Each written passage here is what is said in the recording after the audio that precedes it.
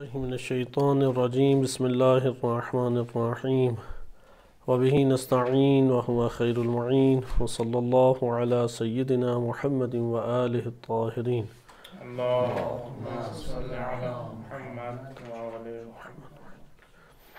سیاست امام علی علیہ السلام از نہج البلاغہ آپ کی خدمت میں موضوع پیش کیا جا رہا تھا، جس میں ہم گزشتہ دروس میں امام علی علیہ السلام کی ریاست اور ملک میں جو مختلف مسائل انہیں درپیش ہوئے اور انہوں نے اس میں ان مسائل کو حل کرنے کے لیے جو موقف اختیار کیا اور جو کاوشیں اختیار کی، نہج البلاغہ کے ضمن میں اسے ہم پڑھ رہے تھے۔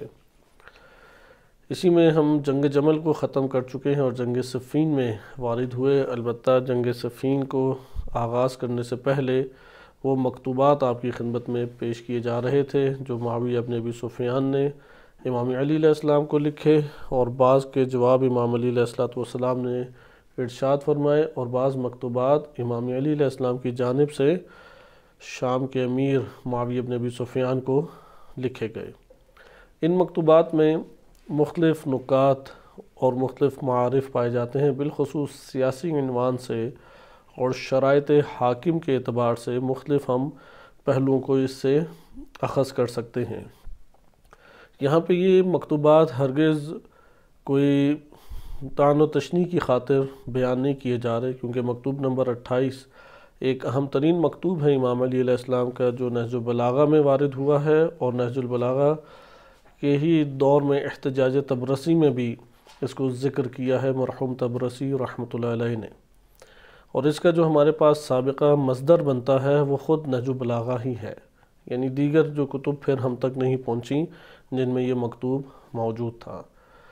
شرح ابن حدید جو حقیقت میں اہل سنت شارح ہیں، کیونکہ کئی اہل سنت معروف شخصیات گزری ہیں جنہوں نے نہج البلاغہ کی شرح لکھی ہے، ان میں سب سے معروف ترین شرح ابن حدید ہے۔ شرح ابن حدید کی چند خصوصیات ہیں جو آپ کو کسی اور شرح میں نظر نہیں آئیں گی۔ ایک تو قدیمی ترین ہے، یعنی سید رضی رحمۃ اللہ علیہ، ان کی وفات 5ویں صدی ہجری میں ہوئی، تو ابن حدید کی جو وفات ہے وہ 7ویں صدی ہجری میں ہے، تقریباً 656 ہجری میں وفات ہے، یعنی بہت زیادہ فاصلہ نہیں ہے۔ نہج البلاغہ کے صحیح نسخے ان تک پہنچے اور پھر آگے یہ سلسلہ ہم تک پہنچ پایا۔ لہٰذا نہج البلاغہ میں جو شرح ابن حدید، کیونکہ اہل سنت انہیں شیعہ قرار دیتے ہیں، جیسے پہلے عرض کیا تھا، اور شیعہ انہیں اہل سنت قرار دیتے، اور اگر کوئی کتاب پڑھے ابن ابی الحدید کی کتاب کی اس شرح کو پڑھے تو وہ اس بات کی بلا شک و شبہ گواہی دے گا کہ وہ اہل سنت معتزلی طبقے سے تعلق رکھتے تھے، کیونکہ معتزلہ عقل کو ہر جگہ پہ ترجیح دیتے تھے، عقلی گفتگو کو عموماً وہ ہر میدان میں اس کو برتر قرار دیتے تھے، چاہے عقائد ہو، چاہے فقہ ہو، یا دیگر امور ہو۔ اس لیے ان میں یہ نظریہ تھا معتزلہ کا کہ مفضول کی امامت، یعنی جو افضل نہیں ہے اس کی امامت افضل کے اوپر صحیح ہے۔ مثلا ایک تو ہے افضل کے مقابلے میں جو کمتر ہوگا، جو افضل نہیں ہے، اسے کہتے ہیں مفضول۔ تو مفضول اگر افضل کا امام بن جائے وہ کہتے ہیں ٹھیک ہے، کوئی حرج نہیں ہے۔ اس باب سے وہ امام علی علیہ السلام کے یہاں پہ معتزلہ چند طبقوں میں تقسیم ہو جاتا تھا۔ اکثر بیشتر تو یہی قائل تھے کہ جو اہل سنت کا نظریہ ہے، کیونکہ بنو امیہ میں اسے خوب عام کیا گیا، جیسا کہ آپ مکتوب میں پڑھ رہے تھے کہ خلیفہ اول نبی صلی اللہ علیہ وسلم کے بعد افضل ہیں، اکثر معتزلی یہی کہتے تھے۔ لیکن معتزلہ میں ایک بڑا طبقہ ایسا بھی تھا کہ جو امام علی علیہ السلام کو افضل مانتا تھا، اور بقیہ جو مفضول تھے ان کی امامت ان کے اوپر حاکم قرار دیتے تھے۔ لہذا معتزلہ ایک تفکر تھا، اس تفکر کی وجہ سے ایک وسیع گنجائش پائی جاتی ہے کہ جس میں وہ تبصرے آزادانہ کر سکتے ہیں۔ مثلا اگر آپ بالکل ہی سندی ایک معیار کے اوپر آ جائیں اور اصلاً تسلیم ہی نہ کریں، نہ عقل کو وارد کریں، نہ تاریخ کو مانیں، نہ سیرت کو مانیں، تو اپنا دائرہ کار آپ بہت محدود کر دیں گے۔ تو ابن ابی الحدید نے اس طرح دائرہ کار محدود نہیں کیا، اس لیے اس نے پھر گفتگو کو سمجھا۔ امام علی علیہ السلام کی اسلوب سے بھی بڑا اچھا وہ واقف تھا، ایسا نہیں ہے کہ اس کی کوئی حیثیت علمی نہیں تھی، بہت اچھے طریقے سے واقف تھا. یعنی اگر کسی جگہ پہ امام علی علیہ السلام کا کلام مکس کر دیا جاتا تو ابن ابی الحدید اسے پہچان لیتا تھا کہ یہ امام علی علیہ السلام کے کلمات ہیں. اتنا اس سے آشنا شخصیت تھی. لہٰذا بہت اچھی شرح لکھی. شرح میں جو ایک اہم چیز ہے جو بقیہ شروحات میں آپ کو میسر نہیں آئیں گی، کیونکہ اہل سنت ہر مکتب اپنی کتب کو اچھے طریقے سے جانتا ہے.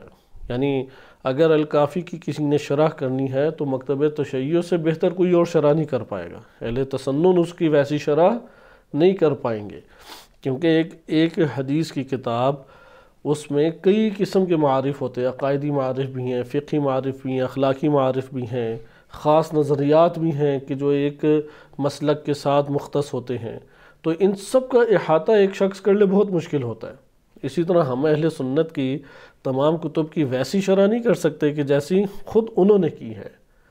اب امام علی علیہ السلام کی شخصیت کو شیعہ سنی دونوں ہی مانتے ہیں، اور اس کا منبع بھی مختلف کتابیں شیعہ سنی دونوں ہی کتابیں ہیں. ضروری نہیں ہے کہ شیعہ کتابوں میں نہج البلاغہ کے مصادر آئے ہیں، یعنی نہج البلاغہ کے خطبات اور مکتوبات پہلے کسی نہ کسی شیعہ کتاب میں حتماً آئے ہوں، ایسا نہیں ہے.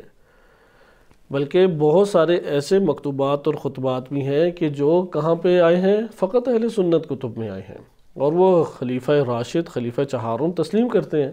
اس نظریے سے انہوں نے شرح کی اس کی. اب امام علی علیہ السلام کی بس پہلے تو یہ ہے کہ وہ اپنے موقف اور اپنے مکتب کو دیکھتے ہوئے شرح کر رہے ہیں، اور یہ بات آشکار ہے. صحابہ کا وہاں پہ جہاں خطاؤں کو بیان کرتے ہیں وہاں دفاع بھی ابن ابی الحدید نے کھل کے کیا دفاع، اور اہل تسنن کے نظریات کو کھل کے بیان کیا اس شرح میں. نمبر 2، ابن ابی الحدید کی نظر جو ہے وہ اپنی مکتب کی تمام کتابوں کے اوپر تھی. مثلا اب اسی مکتوب میں، کیونکہ یہ جواب ہے معاویہ بن ابی سفیان کے ایک خط کا جواب ہے، تو میں نے گزشتہ درس میں بھی عرض کیا تھا کہ ظاہراً ہمیں مصدر نہیں مل سکا کہ وہ مکتوب کہاں پہ ہے جو معاویہ بن ابی سفیان نے لکھا. اگرچہ یہ مکتوب پڑھتے ہوئے ہمیں پتہ لگ گیا کہ کیا لکھا ہے، یہ واضح ہو جاتا ہے کہ معاویہ نے کیا لکھا، لیکن یہ نہیں ہمارے پاس پہنچا کہ یہ اس خط کا یہ جو جواب لکھا جا رہا ہے وہ خط کیا تھا کہ جو معاویہ بن ابی سفیان نے بھیجا، اور معاویہ بن ابی سفیان کے اس خط کے جواب میں امام علی علیہ السلام نے لکھا. تو وہ خط ہمارے سامنے ظاہر نہیں ہوا.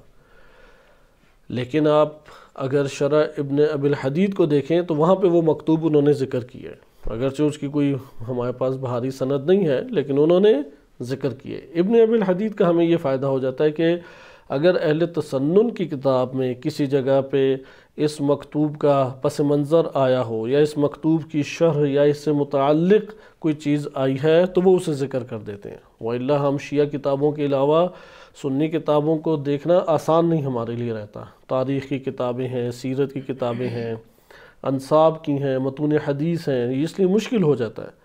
لیکن یہاں پہ انہوں نے سب چیزیں جمع کر دی اپنے مکتب کی. اس لیے ابن ابی الحدید کو پڑھنے کا مطلب یہ ہے کہ آپ نے اہل تسنن کی کتب میں اس حوالے سے جو کچھ تھا وہ آپ نے اچھے طریقے سے پڑھ لیا. اگرچہ بعض جگہوں پہ کمی کا احساس ہوتا ہے، بعض جگہوں پہ، اور وہ وسعت کسی اور جگہ مل جائے گی لیکن کم ہے جگہیں. آئیں اب ہم اسی کو ہم پڑھتے ہیں، اور ہمارے تمام علماء نے ابن ابی الحدید کی اسی شرح سے بے عین ہی نقل کی ہے، جیسے بحار الانوار میں، اور اسی طرح سے حبیب اللہ خوئی رحمہم اللہ، ان دونوں بزرگان نے اس مکتوب نمبر 28 کا پس منظر ابن ابی الحدید سے اپنی کتابوں میں نقل کیا ہے. آج ہم اس کے ہمراہ اس کو انشاءاللہ تعالی پڑھیں گے. اس مکتوب کی اہمیت اس وجہ سے ہے کیونکہ معاویہ بن ابی سفیان نے یہ امام علی علیہ السلام کو غضبناک کرنے کے لیے خط لکھا تھا، اور اس میں شدید طعنے دیے امام علی علیہ السلام کو. اور ہم جب گزشتہ دروس میں سقیفہ ہے، خلیفہ اول کا ایک حد تک دور، خلیفہ ثانی کا ایک حد تک دور، البتہ نہج البلاغہ کے دائرے میں رہتے ہوئے، ہم اس سے باہر زیادہ نہیں گئے، نہج البلاغہ میں رہتے ہوئے ہم نے تینوں خلفاء کے دور کو مطالعہ کیا، لیکن بہت زیادہ مطالعہ نہیں کیا. صرف ایک ہم نے موضوع اٹھایا تھا خلیفہ اول و خلیفہ دوم کے دور کا، اور وہ نہج البلاغہ کے ضمن میں سقیفہ بنی ساعدہ تھا. بقیہ پہلوؤں کو ترک کر دیا، مثلا روم کی جنگ میں امام علی علیہ السلام کا مشورہ لینا، یا ایران کی جنگ میں مشورہ لینا، اس کے اوپر ہم جداگانہ طور پہ ایک گفتگو کریں گے. لیکن خلفاء کی حالات زندگی کے دوران نہج البلاغہ کے ضمن میں ایک ٹاپک بنتا ہے کہ ہم امام علی علیہ السلام کے سیاسی موقف کو اور معاشرے کے اندر امامت کے اعتبار سے فعالیت کو ملاحظہ کریں. لیکن خلیفہ سوم کے دور کو ہم نے نہج البلاغہ کے ضمن میں تفصیلی طور پہ دیکھا تھا، کیونکہ جنگ جمل اور جنگ صفین دونوں کی بنیاد وہی حوادث ہیں جو خلیفہ سوم کے دور میں ہوئے. وہ حوادث بنیاد بنے جنگ صفین اور جنگ جمل کے. تو یہ جو ہم سابقہ پڑھ چکے ہیں یہ ہمیں اس خط کو سمجھنے میں بہت مدد دے گا. یہ جو مکتوب ہے اس کو سمجھنے میں ہمیں بہت ہمارے لیے ممد اور معاون ہے. آئیں پہلے ہم اس کا ایک حد تک پڑھیں سیاق کہ جو معاویہ ابن ابی سفیان نے خط لکھا. ہماری شیعہ کتب میں تو نہیں وہ خط آیا، لیکن ابن ابی الحدید نے اپنی شرح میں اسے ذکر کیا ہے، اور بہار میں علامہ مجلسی رحمۃ اللہ علیہ نے اسی طریقے سے اس کو اتارا ہے. اور پھر وہ جو طعنے معاویہ ابن ابی سفیان نے دیے تھے ان طعنوں کا جواب ہے در حقیقت مکتوب نمبر 28. اور مکتوب نمبر 28 میں ہمیں بعض ایسے پہلو پتہ لگ جاتے ہیں کہ واقعاً وہ تاریخ میں برپا ہوئے ہیں. مثلا اگر کوئی کہے کہ امام علی علیہ السلام ان کو زور زبردستی سے بیعت ان کے ہاتھ سے لی گئی، آپ نہج البلاغہ سے ثابت کریں، تو آپ نہج البلاغہ سے ثابت کرنا آسان نہیں ہے، لیکن مکتوب نمبر 28 سے ثابت ہو جاتا ہے. افضلیت کا جو نظریہ اہل سنت میں رائج ہے وہ بنو امیہ کے دور میں شائع ہوا، اور بنو امیہ کے دور میں اس کو خوب نشر و اشاعت اس کی گئی، اور امام علی علیہ السلام کی شخصیت کو برے طریقے سے گرایا گیا. یہ چیز نہج البلاغہ میں کہاں سے ثابت ہوتی ہے؟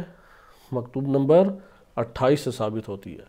امیر المومنین علیہ السلام کے خاندان کی جو فضیلت تھی، صرف ان کی نہیں، خاندان کی فضیلت، مثلا جعفر طیار ہیں، اسی طرح نبی صلی اللہ علیہ وسلم سے ان کا تعلق ہے. اس کو اگر آپ نہج البلاغہ میں افضلیت کے اعتبار سے دلیل کے طور پہ لینا چاہیں تو کہاں سے ثابت ہوگا؟ مکتوب نمبر 28 سے. مکتوب نمبر 28 ہمارے لیے معاویہ ابن ابی سفیان کو جتنے خط لکھے گئے ان میں قیمتی ترین مکتوب ہے. اس لیے اس کو کئی دفعہ پڑھنا چاہیے، اس کے الفاظ کے اوپر غور و فکر کرنا چاہیے. تو اس مکتوب کا ایک نوع خلاصہ اس طریقے سے بنتا ہے. میں معاویہ ابن ابی سفیان کے خط کو آپ کے سامنے تیزی سے پڑھوں گا، زیادہ ہم اس میں گہرائی میں نہیں جائیں گے، کیونکہ ہمارے پاس شیعہ کتابوں میں نہج البلاغہ کا یہ مکتوب بس وارد ہوا ہے جو امام علی علیہ السلام نے جواب لکھا، اور اسی جواب سے یہ پتہ لگ جاتا ہے کہ معاویہ نے کیا لکھا تھا. ہم اس طریقے سے بھی جا سکتے ہیں، اور یہ ہمارے لیے محکم طریقہ کار ہے کہ امام علی علیہ السلام کے جواب سے ہی ہم جانیں کہ معاویہ نے کیا طعنہ دیا تھا. لیکن ہمارے پاس شرح ابن ابی الحدید کے ضمن میں وہ خط وارد ہوا ہے، اس کو بھی ہم انشاءاللہ تعالی دیکھتے ہیں. لیکن مکتوب نمبر 28 جیسے میں نے عرض کیا کہ بعض اہم مسائل پہ ہمارے پاس نہج البلاغہ کے ضمن میں دلیل بنتی ہے، اس لیے اس کو اچھے طریقے ذہن نشین کرنا چاہیے. اس کو اگر ہم خلاصہ کریں 4-5 نکات میں یہ خلاصہ ہو جاتا ہے مکتوب. پہلی چیز یہ ہے کہ معاویہ ابن ابی سفیان نے شدید طعنہ تشنیع کی. ان کے جوابات امام علی علیہ السلام نے انتہائی صبر، تحمل اور بزرگواری کے ساتھ دیے ہیں، نہ کہ اسی سطح پہ شخصیت اپنے آپ کو گرا کے ادھر دیا جائے، ایسا نہیں ہے، بلکہ بزرگواری کے ساتھ، حلم و تدبر کے ساتھ امام علی علیہ السلام نے جوابات دیے. یہ پہلا نقطہ ہے اس میں. دوسرا نقطہ، جو طعن تشنیع کی ہے اس میں امام علی علیہ السلام پہ ایک طعنہ یہ دیا ہے نعوذ باللہ، جو اسی مکتوب نمبر 28 سے ظاہر ہوتا ہے کہ امام علی علیہ السلام کو اقتدار کا ہوسران نعوذ باللہ بنا کے پیش کیا ہے کہ خلیفہ اول سے بھی تم لڑتے رہے، خلیفہ دوم سے بھی لڑتے رہے، خلیفہ سوم سے بھی لڑتے رہے، اور حالت یہ ہو گئی لڑنے کی تمہارے کہ تمہیں پہلے 2 خلیفہ کی بیعت کرنے کے لیے اس طرح گھسیٹ کے لایا جاتا تھا جیسے ایک ناراض اونٹ کو گھسیٹ کے لایا جاتا ہے، جو بتکا ہوا اونٹ ہو، اسے کئی جگہوں سے رسیاں ڈال کے گھسیٹ کے لایا جاتا ہے، اس طرح سے تمہیں لایا گیا. تو یہ تمہاری حالت تھی. تو یہ ایک بھاری طعنہ ہے جو معاویہ ابن ابی سفیان کی طرف سے امام علی علیہ السلام کو دیا گیا، چھوٹا طعنہ نہیں ہے. اور تشبیہ بھی اونٹ کے ساتھ دی امام علی علیہ السلام کو. اسی مکتوب نمبر 28 میں یہ لکھا ہے، ابھی میں کلمات آپ کی خدمت میں پڑھوں گا. امام علی علیہ السلام نے بہت طویل اس طعنے کا جواب نہیں دیا، ابھی انشاءاللہ تعالی آپ کے سامنے آئے گا. نمبر 3، ثابت کیا معاویہ ابن ابی سفیان نے کہ آپ کی شخصیت تو کوئی اہمیت ہی نہیں رکھتی، اگر خاندانی طور پہ دیکھا جائے تو ہم دونوں برابر ہیں، دونوں ہی قریش سے ہیں اور دونوں ہی جو ہے نسب کے اعتبار سے ایک ہی سلسلے سے وابستہ ہیں، اور اگر اس سے ہٹ کے دیکھا جائے کمالات کے اعتبار سے تو پہلے خلیفہ جو ہیں وہ سب سے زیادہ باکمال تھے، پھر دوسرے، پھر تیسرے، آپ کا تو کوئی بنتا ہی نہیں ہے، بات ہی نہیں بنتی۔ ایک بڑا طعنہ ہے کہ آپ کی شخصیت کوئی باہری شخصیت نہیں ہے۔ اسی طریقے سے پھر چند نصیحتیں کی۔ نصیحت کس کو کی جاتی ہے کہ ایک اپنے آپ کو بالاتر اور دوسرے کو نعوذ باللہ مجرم سمجھتا ہے، اور ان کو جرائم کے طور پہ کہا کہ پورے عرب کو جنگ میں دھکیل دیا ہے اور جنگوں پہ جنگیں، قتل پہ قتل کیے جا رہے ہیں، اس طرح کے اس نے طعنے دیے۔ امام علی علیہ السلام نے ان سب کے جوابات دیے ہیں۔ آئیں اب ہم اس حوالے سے ایک مختصر طور پہ پہلے جائزہ لیتے ہیں انشاءاللہ العزیز اس کا کہ جو لکھا ہے معاویہ نے۔ اس میں ایک اور دلچسپ چیز بھی آئے گی کہ نکاح کے حوالے سے، بہرحال وہ ہم بعد میں اپنے مورد میں دیکھتے ہیں۔ ابن ابی الحدید نے جو ذکر کیا میں آپ کی خدمت میں بحار الانوار سے پڑھ رہا ہوں، کیونکہ بحار الانوار متاخر بعد کی کتاب ہے، تقریباً 12ویں صدی ہجری کی کتاب ہے، اور یہ تھے 7ویں صدی ہجری کے، 300 سال کا فرق ہے، لیکن صاحب بحار علامہ مجلسی رحمۃ اللہ علیہ کے پاس اصل نسخے موجود تھے، اس لیے بحار سے اگر ایک حدیث کا حوالہ دیا جائے تو وہ اصل کتاب کے حوالے سے زیادہ قوی اور مضبوط ہے، کیونکہ وہ جو اصل کتابیں ہیں وہ تو نہیں معلوم کہ ہمارے تک صحیح پہنچی یا نہیں، لیکن بحار الانوار ہم تک یقیناً صحیح پہنچی، اور صاحب بحار نے وہ وسعت رکھتے تھے، انہیں ایک قسم کی قدرت اپنے علاقے میں حاصل ہوئی، گویا حتیٰ کہ اتنی قدرت حاصل ہوئی کہ حدود کا اجرا کرتے تھے علامہ مجلسی رحمۃ اللہ علیہ۔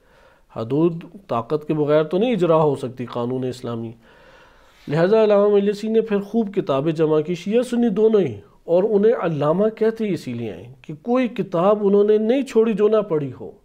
یہ بہت آج بہار کو دیکھ کے انسان اس بات سے بہت متاثر ہوتا ہے، کوئی ایسی کتاب شیعہ یا سنی نہیں ہے۔ ماشاءاللہ حافظہ بھی علامہ مجلسی کا بہت قوی تھا کہ آج کے دور میں آپ کمپیوٹر کے ساتھ وہ کام نہیں کر سکتے جو بہار میں ہوا ہے، ان کا اتنا مضبوط، ٹیم بھی ان کے پاس اچھی تھی، 25-30 اسٹوڈنٹ تھے اور سارے قابل اسٹوڈنٹ تھے، لیکن وہ قابل اسٹوڈنٹ اپنی جگہ، لیکن اہل سنت کی سب کتابیں پڑھنا، ان کتابوں میں جو اہل بیت علیہ السلام کے احادیث کے موافق حدیثیں وہ انہوں نے الگ کر لیں۔ پھر وہ کتابیں کہ جو ایک نو گمنام کتابیں وہ بھی انہوں نے پڑھی، ایک اور انہی گمنام کتابوں سے جو وہ بہار میں لے کے آئے وہی آج ہمارے لیے ایک مسئلہ بھی بن گئی ہے۔ جیسے کہ ابھی ایک انڈیا کا بڑا ذاکر ہے، اس نے جو ہمارے بعض فکری علماء ہیں اپنے مجالس میں تقاریر میں اس طرف بار بار ابھارتے ہیں کہ جو امام حسین علیہ السلام نے کیا ہے وہ انجام دو، جو ان سے کیا گیا ہے ان کے ساتھ ظلم و ستم وہ کیوں انجام دیتے ہو، یعنی دشمن کی روش پہ کیوں چلتے ہو۔ اب اس ذاکر نے پکڑ کے خوب لتاڑا ہے، انڈیا کا ہے اور لوگوں نے بھی خوب لانتے بھی بھیجی ہیں اور شور شرابہ بھی مچا ہے، تو اس نے اب ایک حدیث لے کے آیا کہ بہار میں ہے کہ ابراہیم علیہ السلام جا رہے تھے کربلا کی سرزمین پہ، پہنچے تو ان کا خون جاری ہوا، موسیٰ کلیم اللہ علیہ السلام پہنچے ان کا بھی خون جاری ہوا، تو اس نے کہا خون جاری کرنا یہ سنت انبیاء ہے یہ سنت لشکر یزید ہے، ابھی تو نعرے شارے خوب لگے۔ بہار میں جا کے دیکھیں تو اصلاً وہ کسی امام سے روایت ہے ہی نہیں، رویہ لکھا ہوا ہے، رویہ ان ابراہیم مرہ بے کربلا، مثلاً اس طرح سے کلمات ہیں، وہ اصلاً حدیث ہی نہیں ہے پیچھے۔ علامہ مجلسی رحمۃ اللہ علیہ نے کسی جگہ پڑھا کربلا سے وابستہ تھی، انہوں نے بہار میں داخل کر دی، اور پھر اس میں ہے کہ ابراہیم علیہ السلام گھوڑے پہ سوار گزر رہے تھے، اچانک گھوڑا بتکا اور وہ نیچے گرے اور ان کا سر پتھر پہ جا کے ٹکرایا، تو تب خون جاری ہوا۔ تو انہوں نے اللہ سے دعا کی کہ پروردگار یہ کیوں میرے ساتھ ایسا ہوا، تب اللہ تعالیٰ نے بیان فرمایا۔ ابراہیم علیہ السلام نے خود تھوڑی سر پہ کچھ مار کے خون جاری کیا، یا موسیٰ کلیم اللہ کا بھی اسی جگہ پہ لکھا ہوا ہے کہ وہ گزرے تو خون جاری ہوا، ان کا بھی ایسا، انہوں نے خود تھوڑی خون جاری کیا، وہ تو ٹکرائے کسی چیز سے یا پاؤں ان کا کٹا، کسی اور چیز نے آ کے انہیں ضرب لگائی ہے، نہ کہ خود ضرب لگی، اور پھر حدیث ہی نہیں ہے پیچھے، وہ کسی معصوم سے نہیں ہے، کسی جب مصدر کوئی اس کا پتہ نہیں ہے، یا 1000 سال بعد اہل بیت علیہ السلام کی حدیث آ رہی ہے، اس کا کیا اعتبار؟ فقہی طور پہ تو کوئی اس کو ہم اہمیت نہیں دے سکتے۔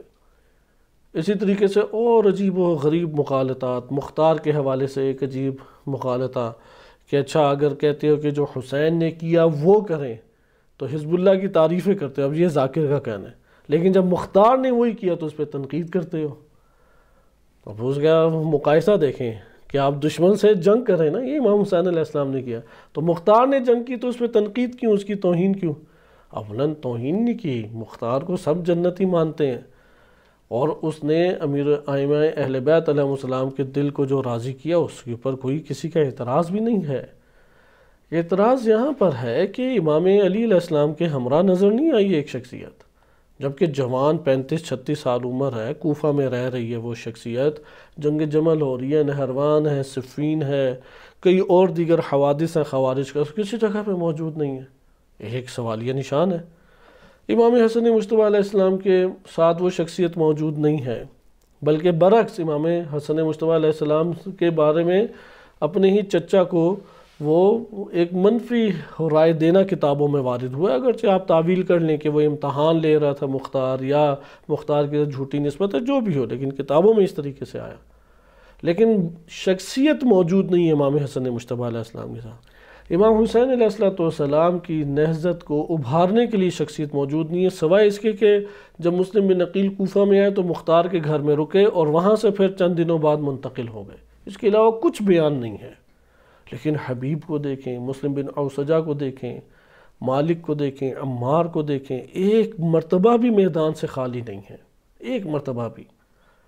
یہ چیز اب مقایسہ کرتی ہے کہ کون سے فرد کو آپ ہیرو کے طور پہ پیش کریں، مکتب تشیع میں الگو کے طور پہ پیش کریں۔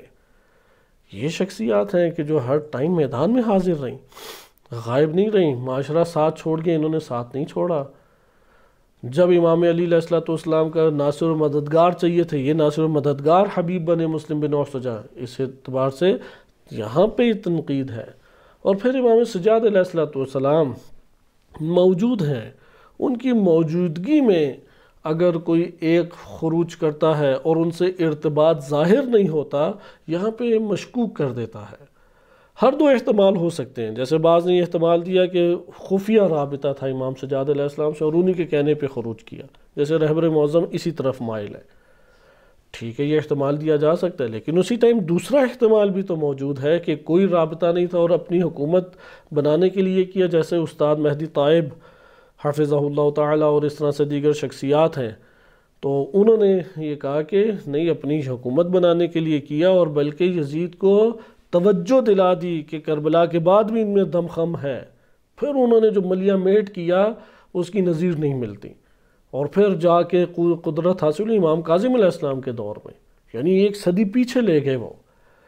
تو اس اعتبار سے اب جہاں پہ احتمال آ جائے، آپ اس شخصیت کو لوگوں کے سامنے ہیرو بنا کے پیش کریں گے، یا جس کی شخصیت محکم ہو، واضح ہو، اور جس کی شخصیت میں ثابت قدمی، استقامت، واضح موقف، واضح ربط، اس کی شخصیت کو لوگوں کے سامنے پیش کریں گے۔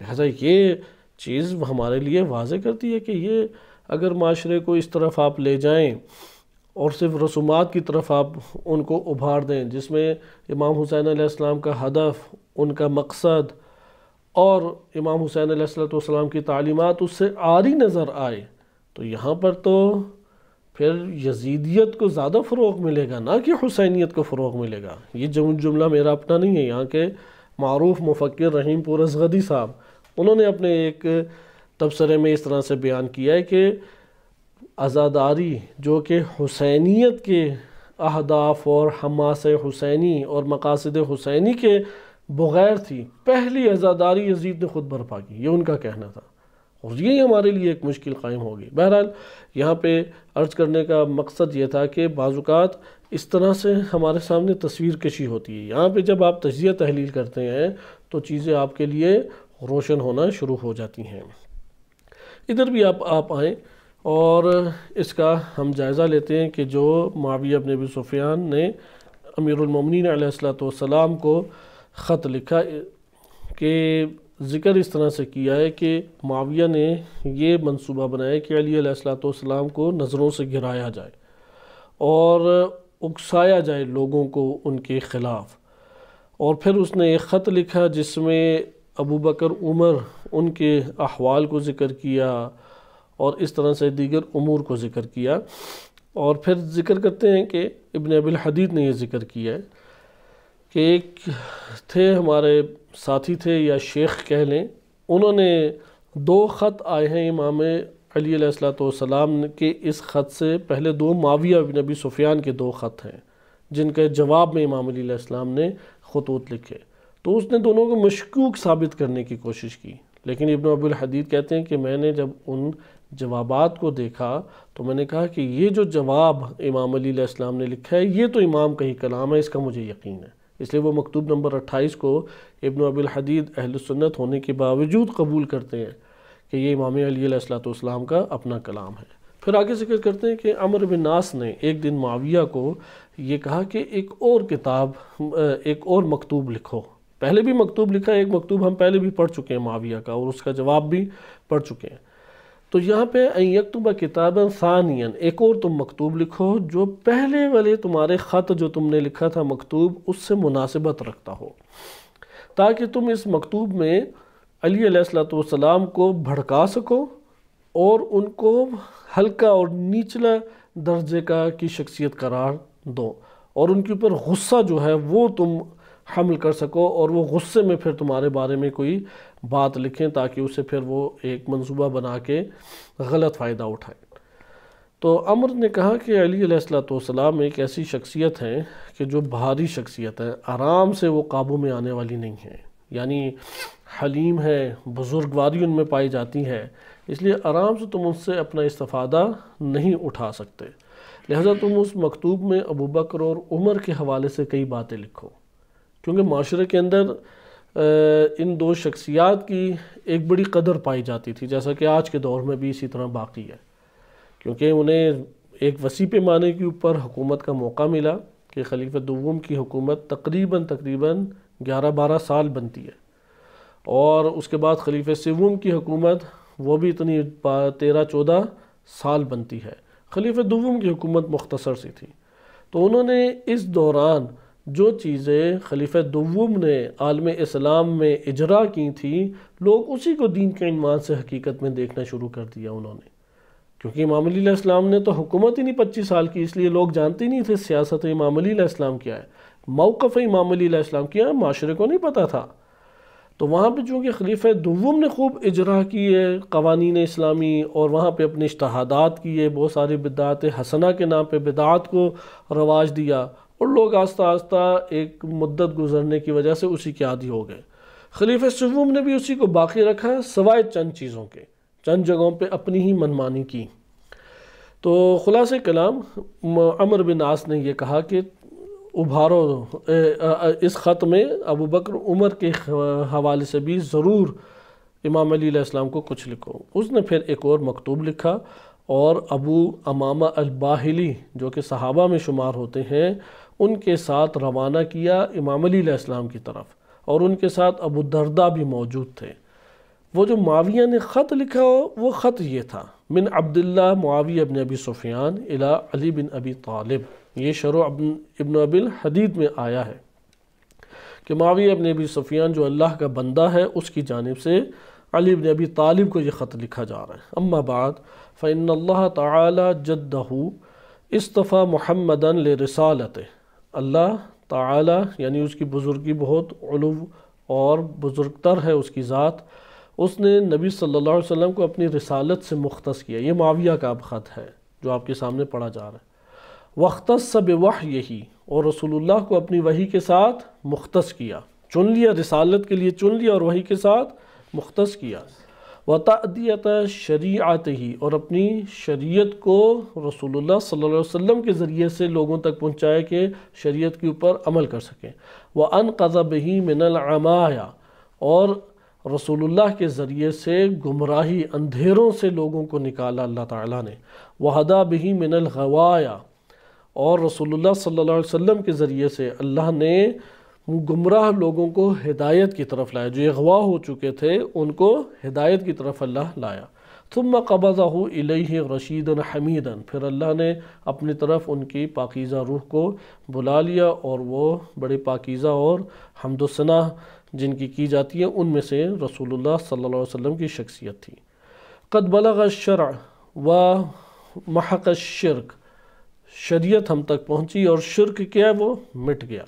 وَأَخْمَدَ نَارَ الْإِفْكِ فَأَحْسَنَ اللَّهُ جَزَاءَهُ، کہ یا بلغ الشرع کہ نبی صلی اللہ علیہ وسلم نے شریعت کو پہنچایا، وَمَحَقَ الشِّرْك اور شرک کو مٹایا، اور اللہ تعالیٰ انہیں بہترین جزا دے، اور بے شک اس کی نعمتیں اور اس کی جو بڑی بڑی نعمات ہیں اس میں اللہ تعالیٰ مزید اضافہ کرے۔ فَضَاعَفَ عَلَيْهِ نِعَمَهُ وَآلَاءَهُ، کہ اللہ تعالیٰ نے اس بنا پہ اپنی نعمتوں کو مزید دگنا کر دیا۔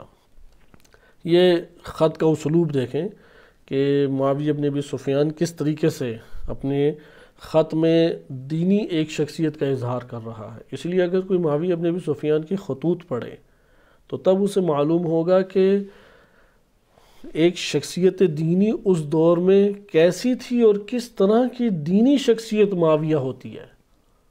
نہ کہ آپ دنیا کے کسی بھی ایک بندے کو نہ اس کی داڑھی ہے، نہ نماز کا اسے پتہ ہے، نہ کوئی ادب کا پتہ ہے، اور نہ کوئی حمد و ثنا کر سکتا ہے، وہ معاویہ بن ابی سفیان کی شخصیت سے میچ نہیں کھاتا۔ اس لیے اس کی جب ہم شخصیت معاویہ بن ابی سفیان کی جانیں گے تو اس سے ہمیں یہ پتہ لگے گا کہ آج کے معاشرے میں کون سے ایسے افراد ہیں کہ جو مشابہ ہیں اس شخصیت سے، اور وہی نتائج ہمارے سامنے آئیں گے جو ماضی میں آ چکے ہیں۔ بہرحال یہ سنن تاریخ کے عنوان سے مطلب بنتا ہے۔ پھر آگے لکھا معاویہ بن ابی سفیان نے، ثم ان اللہ سبحانہ اختص محمدا باصحابہ، اللہ سبحانہ نے محمد صلی اللہ علیہ وسلم کو اپنے اصحاب کے ساتھ مختص کیا۔ ایدہ، انہوں نے رسول اللہ کی مدد کی، وآزروہ ونصروہ، اور ان کے پشت پناہ بنے اور ان کی تائید اور مدد خوب کی ان اصحاب نے۔ وَكَانُوا كَمَا قَالَ اللَّهُ سُبْحَانَهُ لَهُمْ، وہ اسی طرح تھے جیسے اللہ سبحانہ نے انہیں کہا ہے۔ آپ انشاءاللہ اسے غور سے پڑھیں تو ایسا محسوس ہوگا شاید صبح صحابہ نے خط لکھا ہے ایک۔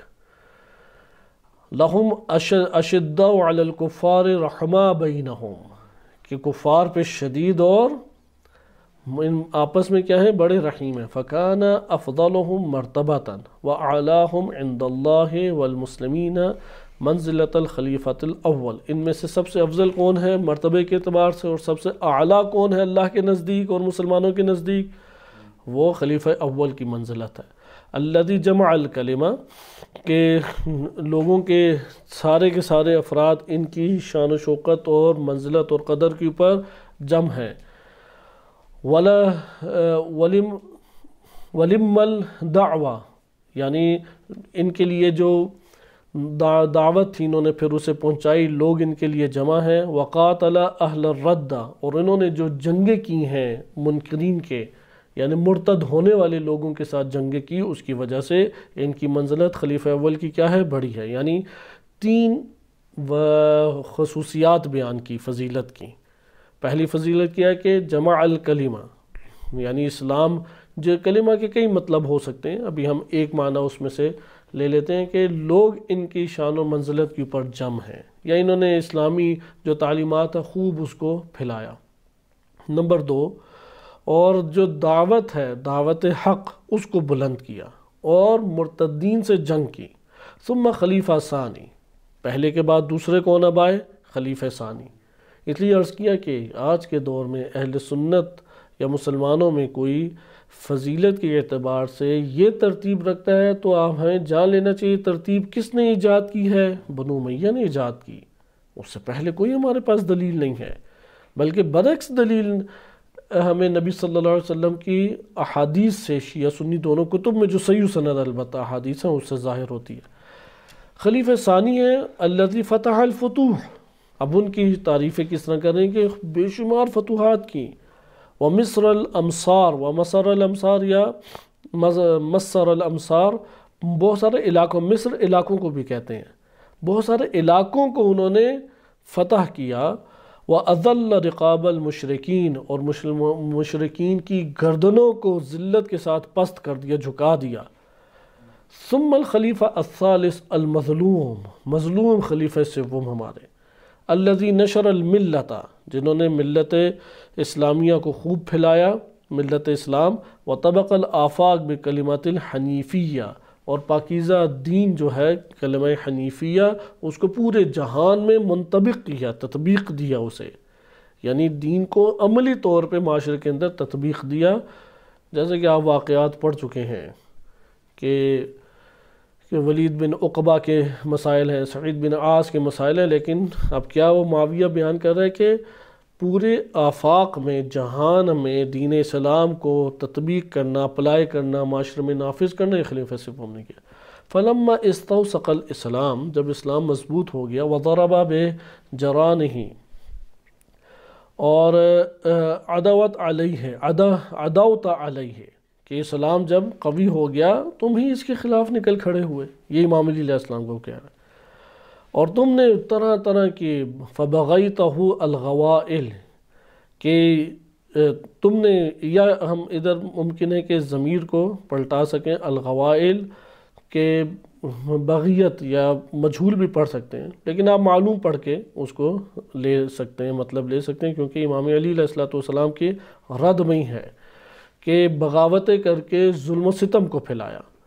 وَنَصَبْتَ لَهُ الْمَقَائِدِ، یا نصبت لَهُ الْمَقَائِدِ، کہ پھر کیا دور آیا، کیونکہ خلیفہ ثانی کا دور ہے، آپ ڈائریکٹ امام علی علیہ السلام کی طرف پلٹائیں یا مجہول پڑھ کے امام کی طرف پلٹا سکتے ہیں، کہ پھر سازشیں جو ہیں وہ اسلام کے خلاف گاڑ دی گئیں، اور جو باطنی امر تھا وہ ظاہر امر اور باطن امر حکومت کے اوپر ضربیں لگائی گئیں، یہ جو خلافت تھی، وَضُرِبَتْ لَهُ بَطْنُ الْأَمْرِ، یا ضَرَبْتَ لَهُ بَطْنَ الْأَمْرِ وَظَهْرَهُ، اور اسلام کو اندر سے بھی تم نے کاٹا اور باہر سے بھی چیرا۔ وَدَسَّسْتَ عَلَيْهِ وَأَغْرَبْتَ بِهِ، اور اسی سے دھوکہ بازی کی اور اسی کو تم نے ویران کیا اور اسی کو تم نے کمزور کیا۔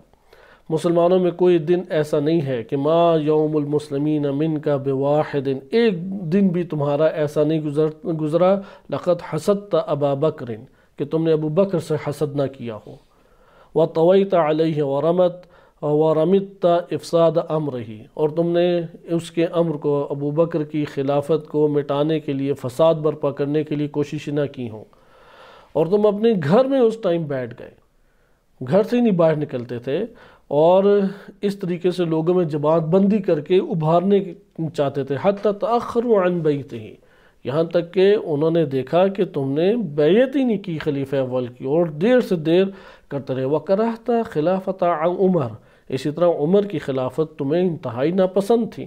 وَحَسَدْتَهُ، عمر سے تم انتہائی حسد کرتے تھے۔ وَاسْتَطَلْتَ مُدَّتَهُ، اب وہ جو استطلت مدتہ، کہ وہ مدت طولانی ہوئی، یا اس طولانی مدت میں تم یہی کام نعوذ باللہ کرتے رہے۔ اور سررت بقتلہ، جب وہ قتل ہو گئے تو تمہیں بڑی خوشی ہوئی، خلیفہ دوم جب قتل ہوئے تو خوب تمہیں خوشی ہوئی۔ وَأَظْهَرْتَ الشَّمَاتَ بِمُصَابِهِ، اور اس کے اوپر تم نے بڑے خوشی کا اظہار بھی کیا، شماتت کا اظہار کیا۔ حتی انکا حاولت قتل ولدہ، یہاں تک کہ تم نے اس کے بیٹے کو بھی قتل کرنے کی کوشش کی، کیونکہ جب خلیفہ دوم کو چاقو مارے 6 یا 10 کے قریب شدید وار کیے تھے ابو لولو فیروز نے۔ ابو لولو فیروز اہل سنت کہتے ہیں مجوسی، ظاہراً ایسا ہے کہ وہ اسی دور میں جس طرح دیگر لوگ ایران پہ قبضے میں آنے کے بعد مسلمان ہوئے تھے، یہ بھی ظاہراً نو مسلم تھا، شیعہ تو اصلاً نہیں تھا، ائمہ علیہ السلام سے تعلق بھی نہیں تھا ابو لولو فیروز کا۔ یہ جو بیان کرتے ہیں انتہائی غلط بات بیان کرتے ہیں۔ اور ایران میں بھی ایک پیر فقیر تھے پرانے دور کے، اہل سنت پیر فقیر ہی ہیں، ان کا نام ابو لولو فیروز تھا۔ اس کی وفات کے بعد قبر بنائی، اور اہل سنت آج بھی ادھر سنی والی نماز پڑھتے ہیں۔ وہ ایران میں پروپیگنڈا ہو گیا یہ اسی ابو لولو فیروز کی قبر ہے، جبکہ وہ ایک پیر فقیر کی قبر ہے۔ ابو لولو فیروز کو آخر وہ ادھر آنے دیں گے؟ ممکن نہیں ہے کہ ادھر آنے دیں۔ بہرحال یہاں پہ ذکر کیا معاویہ نے کہ آپ نے پھر خوب حسد کیا، اور آپ ان کے بیٹے کو بھی قتل کرنے لگے تھے، کیونکہ عبید اللہ ابن عمر کے بارے میں ہم پڑھ چکے ہیں کہ جب ابو لولو فیروز نے خنجر سے وار کیا نماز کے دوران تو عبید اللہ وہ بپھر کے آ گیا، جو ان کے ایک عبداللہ ابن عمر بیٹے ہیں اور ایک کیا ہیں عبید اللہ ابن عمر۔ عبید اللہ ابن عمر نے خوب دہشت گردی کے طور پہ قتل و غارت شروع کر دی۔ ابو لولو فیروز کے جو دوست تھے اور سارا معاشرہ گواہی دیتا تھا کہ یہ مسلمان ہو چکے ہیں، انہیں پکڑ کے قتل کر دیا۔ ابو لولو فیروز کی چھوٹی بیٹی تھی، اسے پکڑ کے قتل کر دیا۔ اس کے اسلام کے بارے میں سارے کہتے تھے یہ مسلمان ہے۔ اس طرح سے جو نظر آ رہا تھا بس تلوار چلا رہا تھا، بڑی مشکل سے اسے پکڑا اور پکڑ کے پھر اسے زندان میں بند کیا، اور خلیفہ دوم نے کہا تھا کہ اس نے جو زیادتی کی ہے اگر ثابت ہو جائے تو شریعت کے مطابق سزا جاری کی جائے۔ لیکن زیادہ دن نہیں گزرے، خلیفہ دوم کی رحلت ہو گئی، اور خلیفہ سوم جب آئے تو انہوں نے پہلا کام یہ کیا کہ عبید اللہ کو زندان سے آزاد کر دیا، جس کے اوپر معاشرے نے بہت اعتراض کیا، اور یہ وہ پہلا کام تھا جو حضرت عثمان کے اوپر اعتراض کی صورت میں معاشرے کے لوگوں کے سامنے آئے۔ تب امام علی علیہ السلام شدت سے یہ چاہ رہے تھے کہ اس کو واقعی سزا ملے، تو یہ معاویہ بن ابی سفیان نے لکھا کہ انک حاولت قتل ولدہ، کہ تم نے ان کے بیٹے کو قتل کرنے کی کوشش کی، لأنہ قتل قاتل ابی ہے، کیونکہ عبید اللہ بن عمر نے اپنے باپ کے قاتل کو قتل کیا تھا، جبکہ وہ قاتلین نہیں تھے۔ یہ تو اہل سنت بھی تسلیم کرتے ہیں کہ وہ قاتل سارے نہیں تھے۔ اب یہ بعد میں فضا بنا دی گئی، اور ہمیں انہی خطوط سے پتہ لگتا ہے کہ اہل سنت جو تعویلات لے کے آتے ہیں یہ در حقیقت بنو امیہ ہی کی اڑائی ہوئی ہیں، کیونکہ انہوں نے کہا کہ میں نے یہ سارے کے سارے سازش میں شریک تھے، اور سازش میں شریک تھے اس وجہ سے سب کو قتل کیا۔ سازش میں شریک ہونے کی وجہ سے اولاً ثبوت نہیں ہے، ایک بندہ یہ گواہی دے رہا ہے، مثلاً عبد الرحمن ابن ابی عوف کہہ رہے ہیں کہ میں گزر رہا تھا تو دیکھا یہ خنجر تیز کر رہے تھے، اور دوسرے نے عبید اللہ نے کہا میں نے بھی دیکھا یہ خنجر تیز کر رہے تھے، تو ہم حیران تھے کہ ادھر کیوں خنجر تیز کرنے کا ہے ضرورت پیش آ رہی ہے۔ بس اس شبہ کے اوپر انہوں نے پکڑ کے قتل کر دیا، نہ پوچھا، نہ گرفتار کیا، نہ عدالت سجی، نہ کوئی گواہ آئے۔ تو یہ ہے کہ کیونکہ اب معاویہ کا کہنا کیا ہے کہ اس نے اپنے باپ کو چونکہ اپنے باپ کے قاتل کو قتل کیا ہے، تو تم نے اس وجہ سے کہ حسد تھا اور مرنے پہ خوش تھے، اس لیے عمر کے بیٹے کو بھی تم قتل کرنا چاہتے تھے، نعوذ باللہ۔ ثم لم تکن اشد حسدا منک لابن عمک عثمان، پھر تم سے بڑھ کر کوئی حاسد تھا ہی نہیں کہ تمہارا چچا زاد بھائی عثمان، اس سے بھی تم نے حسد کیا شدید۔ نشرت مقابحہ، اور اس کی خوب قباحتوں کو تم نے نشر کیا، وطویت محاسنہ، اس کی ساری نیکیوں کو لپیٹ دیا تم نے، وطعنت فی فقہ، وہ جو کام انجام دیتے تھے اور جو موقف اختیار کرتے تھے اس میں تم طعن تشنیع کرتے تھے عثمان کے اوپر۔ ثم فی دینہ، پھر ان کے دین کے طور پہ جو وہ چیزیں اختیار کرتے تھے اس میں بھی تو اے علی تم حسد کرتے تھے اور طعن تشنیع عثمان پہ کرتے تھے۔ ثم فی سیرت ہی، پھر سیرت عثمان پر بھی تم طعن تشنیع کرتے تھے۔ ثم فی عقل ہی، اس کی سوچ بچار اور عقل کے اوپر بھی تم خوب طعن تشنیع کیا کرتے تھے۔ وَأَغْرَبْتَ بِهِ صُفَحَاءَ مِنْ أَصْحَابِكَ، اور تمہیں اپنے اصحاب میں احمق نادان جو ہیں وہ نظر ہی نہیں آتے تھے۔ وشیعتک، اور اپنے شیعوں میں بھی کوئی ایسے احمق نادان نظر نہیں آتے تھے، ان کو تم بچا کے رکھتے تھے۔ حتی قتلوہ بمحضر منک، تمہارے سامنے انہوں نے عثمان کو قتل کر دیا۔ لا تدفع عنہ بلسان ولا ید، نہ تم نے عثمان کا زبان سے دفاع کیا اور نہ ہاتھ سے دفاع کیا۔ وما من هؤلاء الا من بغیت علیہ، کون ہے کہ جس کے اوپر تم نے سرکشی اور بغاوت نہیں کی ہوئی؟ تم کس کے اوپر بغاوت اور سرکشی تم نے نہیں کی؟ بیعت جو ہے وہ تم کسی کی کرنا ہی نہیں چاہتے تھے۔ حتی حملت الیہ قہرا تساق بخزائم الاقتصار، کہ تم کو اس طریقے سے گھسیٹ کے پھر لے کے آیا گیا، کیونکہ بیعت ہی نہیں کرتے تھے، کہ جس طرح سے ایک بتکے ہوئے اونٹ کو پکڑ کے گھسیٹ کے لے کے آیا جاتا ہے، اس طریقے سے تمہیں گھسیٹ کے لایا جاتا ہے۔ کما یساق الفحل المخشوش ثم نہضت الآن، اور اب دیکھو تم کھڑے ہو گئے تطلب الخلافہ، پہلے تین کو بھی نہیں تم نے چھوڑا، خوب حسد کیا، خوب بغاوت سرکشی دکھائی، لیکن انہوں نے قابو میں رکھا، اور خلیفہ سوم مظلوم کے خلاف بہت کام کیا، ان کے نظریے کے اوپر، دین کے اوپر، سوچ بچار کے اوپر، ساتھیوں کے اوپر، ان کے اعمال، ہر چیز پہ تم طعن و تشنیع کرتے تھے، یہاں تک کہ تمہاری آنکھوں کے سامنے تمہارے بندوں نے قتل کر دیا، تم نے نہ زبان سے مدد کی نہ ہاتھ سے، اور اب تم خلافت لینا چاہتے ہو۔ وَقَتَلَتَ عُثْمَانَ خُلَصَاؤُكَ، اور جو عثمان کے قاتلین ہیں وہ تمہارے خالص قریبی بنتے ہیں۔ وَسَجَرَاؤُكَ، اور تمہارے جو ہیں سجراؤ کا کہتے ہیں کہ ساتھی، مثلا رات کے ساتھی یا بیٹھنے والے تمہارے ساتھی ہیں، اور انہی کے ساتھ تم زندگی بسر کر رہے ہو۔ تِلْكَ مِنْ أَمَانِي النُّفُوسِ، یہ نفسوں کی، بہکے ہوئے نفسوں کی تمنائیں ہیں جو تم اقتدار کی خواہش لے کے آئے۔ وَضَلَالَاتِ الْأَهْوَاءِ، اور ہوائے نفس کی گمراہیاں ہیں۔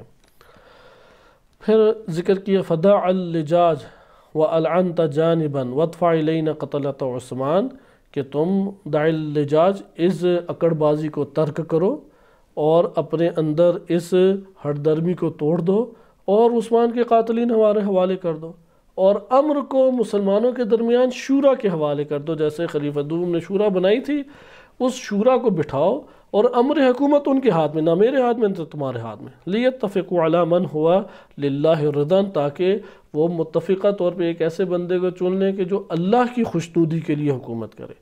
فَلَا بَيْعَةَ لَكَ فِي أَعْنَاقِهَا، کہ تمہاری بیعت ان کی گردنوں میں نہیں ہوگی، اور نہ تمہاری اطاعت ہمارے اوپر لازم ہے، یعنی نہ تمہاری بیعت کی کوئی قیمت ہے اور نہ تمہاری اطاعت ہمارے اوپر لازم ہے۔ یہ وہ خط تھا، بقیہ چند آیات بعد میں ذکر کی، وہ میں آپ کی خدمت میں ترک کرتا ہوں وقت کی قلت کی وجہ سے۔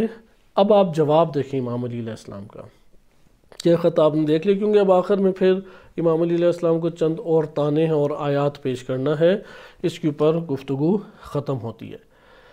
امام علی علیہ السلام نے اب جواب میں جو خط لکھا، آپ نے ملاحظہ کیا کہ خط کا آغاز کس کے اوپر تھا؟ نبی صلی اللہ علیہ وسلم کی رسالت اور شریعت کا بیان اور وحی کے لیے اللہ تعالیٰ کا مختص کرنا، اور ان کی حمد و ثنا نبی صلی اللہ علیہ وسلم کی، اور اس کے بعد کس کے اوپر آگے طعن تشنیع کے اوپر، کہ تم نے ابو بکر اور عمر اور عثمان تینوں شخصیات کے ساتھ بڑا ظالمانہ سلوک کیا ہے، حسد کی بنیاد پر اور اقتدار کے لالچ کے اوپر۔ یہ خلاصہ کلام ہے۔ امام علی علیہ السلام نے اب جواب جو لکھا، آپ اس کا ایک حصہ گزشتہ درس میں پڑھ چکے ہیں، کہ امام فرماتے ہیں کہ تمہارا خط مجھ تک پہنچا ہے، اور اس میں جو تم نے نبی صلی اللہ علیہ وسلم کے انتخاب اور اللہ کی وحی کے لیے مختص ہونا اور شریعت کی ادائیگی کے اعتبار سے بھیجا ہے، تو یہ تو تمہارے عجائبات ہیں جو زمانے نے دکھائے۔ تم ہی ہمیں بتاؤ گے کہ رسول اللہ نبی ہیں، تم ہمیں بتاؤ گے کہ نبی صلی اللہ علیہ وسلم کو اللہ نے وحی کے لیے مختص کیا اور شریعت وہ لے کے آئے، جبکہ تم فتح مکہ کے موقع پہ اس وقت مسلمان ہوئے کہ جب تلوار تمہارے حلق کے اوپر پڑی ہوئی تھی، کہ اگر تمہارے پاس کوئی اور راہ ہی نہیں تھی کہ یا قتل ہو جاؤ یا اسلام کا کلمہ پڑھ لو۔ پھر آگے ذکر کیا کہ تمہاری مثال کیسی ہے، کَنَاقِلِ التَّمْرِ إِلَى حَجَرٍ، کہ یہ جو باتیں تم نے کی ہیں، یعنی نبی صلی اللہ علیہ وسلم کے وہ جو خط میں معاویہ بن ابی سفیان نے باتیں کی، اس کا جواب دو ضرب المثل سے دیا ہے۔ ایک ہے کَنَاقِلِ التَّمْرِ إِلَى حَجَرٍ، حجر بحرین کا ایک علاقہ ہے، بحرین کا علاقہ ہے، اور ادھر خوب کھجوریں ہوتی ہیں، بہت ساری کھجوریں ادھر ہوتی ہیں، اور نخلستان ادھر موجود ہیں۔ تو ایک شخص بصرہ میں رہتا تھا، تجارت کی غرض سے وہ جانا چاہتا تھا، اور بحرین کی طرف ہی جلدی میں اس نے خرید لی کھجوریں، وہ بھی بصرہ کی کھجوریں، جبکہ معروف کون سی جگہ ہے؟ بحرین، اور بحرین بھرا ہوا ہے کھجوروں سے۔ تو یہ سارا مال خرچ کر کے لے گیا حجر کے علاقے میں۔ حجر کا علاقہ ایک شہر ہے بحرین کا، جو کھجوروں کی پیداوار کے اعتبار سے معروف بھی ہے اور بھرا ہوا ہے۔ وہاں پہ اپنی یہ کھجوریں لے گیا بصرہ کی، اور وہاں جا کے اس نے گھر میں رکھیں دبا کے کہ جب قیمت اوپر جائے گی تو بیچ دوں گا۔ وہ قیمت آئے روز نیچے آئی یہاں تک کہ وہ گل سڑ کے خراب ہو گئی۔ تو یہ محاورہ اس کے لیے بولا جاتا ہے، کوئی معدن ہے، مثلا سونا لے کے جائے سونے کی کان کے حوالے کرنے، وہ تو پہلے ہی پر ہے سونے کی کان، تو تم سونا لے کے اس کے پاس کیا جاؤ گے؟ یعنی پانی، آپ ایک گلاس پانی لے جائیں پانی کے سمندر کے پاس، وہ آپ کہیں گے بھائی اس منبع پانی کے پاس تم یہ کیا لے کے آ رہے ہو، غیر عاقلانہ حرکت ہے۔ تو یہ کہا کہ تم ہمیں بتاؤ گے کہ رسول اللہ کو اللہ تعالیٰ نے چنا اور وہی نازل ہوئی اور شریعت آئی، ہمیں بتاؤ گے، جبکہ ہم ہیں گھرانے نبوت کے افراد، تو تم ہمیں کہاں سے معدن کے پاس ادھر ادھر سے چیزیں لے کے جانے والی بات ہے، کہ ناقل تمر الی حجر، یا استاد کو ہی شاگرد سکھانے لگ جائے۔ پھر آگے لکھتے ہیں تم نے یہ گمان کیا کہ اسلام میں افضل فلاں فلاں تھے۔ آپ نے دیکھا کہ جیسے گزشتہ درس میں تفصیل گزر چکے، ادھر خط میں نہیں ہے، وَإِلَّا خط میں موجود تھی امام علیہ السلام کے، لیکن حساسیت کی وجہ سے اس سے ہمیں یہ پتہ لگتا ہے کہ یہ جو مکتوب ہے سید رضی رحمۃ اللہ علیہ نے نقل کیا ہے، یہ اہل سنت کتب سے نقل کیا ہے۔ وَإِلَّا شیعہ کتب ہوتی تو عموماً لکھا ہوتا ہے، یا اگر شیعہ مؤلف کی کتاب سے بھی کیا تو ایک حساسیت کی بنیاد پہ نام نہیں انہوں نے لکھے۔ تو اس میں انہوں نے بحث نہیں کی امام علیہ السلام نے، لیکن یہ کہا کہ تم ہمیں بتاؤ گے افضل کون اور غیر افضل کون ہے، تمہارا اس میں حصہ ہی کیا ہے، تم ہوتے کون ہو یہ باتیں بتانے والے، تمہارا تعلق اس بحث سے کیا، یہ آپ گزشتہ درس میں پڑھ چکے ہیں۔ پھر بعد میں ذکر کیا کہ جہاں تک تم نے یہ ذکر کیا کہ ہم آپس میں ایک ہی خاندان کے بندے ہیں اور اس طرح کی جو ذکر کی، تو پھر اس کا رد امام علیہ السلام نے کیا کہ ایسی بات نہیں ہے۔ اگر فضیلت کے اعتبار سے بھی دیکھو تو ہمارے بہت سارے انصار و مہاجرین نے شہادتیں دیں، لیکن جب ہمارے خاندان کے بندے نے شہادت دی تو اسے جعفر طیار ذوالجناحین کہا گیا، کیونکہ اسی جنگ میں 3 علمبردار شہید ہوئے، 3 علمبردار، جعفر طیار ایک ہے، بقیہ 2 کو تو طیار نہیں کہا گیا، بقیہ 2 کو ذوالجناحین نہیں کہا گیا۔ حمزہ شہید ہوئے تو سید الشہداء کہا گیا، کیا صرف حمزہ ہی شہید ہوئے؟ نہیں، بڑے بڑی شخصیات بدر میں بھی احد میں بھی، یعنی جناب حمزہ کے بھائی وہ بھی بدر میں شہید ہوئے۔ حارث نام تھا جناب عبد المطلب کے بیٹے، غالباً حارث نام تھا۔ تو یہاں پہ ذکر کیا کہ نہیں، اور پھر کہا کہ میں اپنے فضائل اس لیے نہیں پڑھتا کہ اللہ کو پسند نہیں ہے کہ ایک شخص اپنی تعریفیں خود ہی کرے۔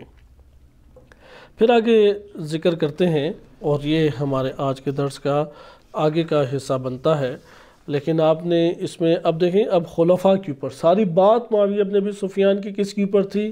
امام علی علیہ السلام کا خلفاء کی بیعت سے کترانا، ان سے حسد کرنا اور ان کے خلاف نعوذ باللہ کاوشیں کرنا، اس طریقے سے نعوذ باللہ کاوشیں، یعنی مراد یہ ہے کہ یہ تہمتیں ہیں امام علی علیہ السلام پہ، حسد کی بنیاد پہ نہیں امام علی علیہ السلام نے کچھ کیا، بلکہ اللہ تعالیٰ کی خوشنودی کے لیے کیا۔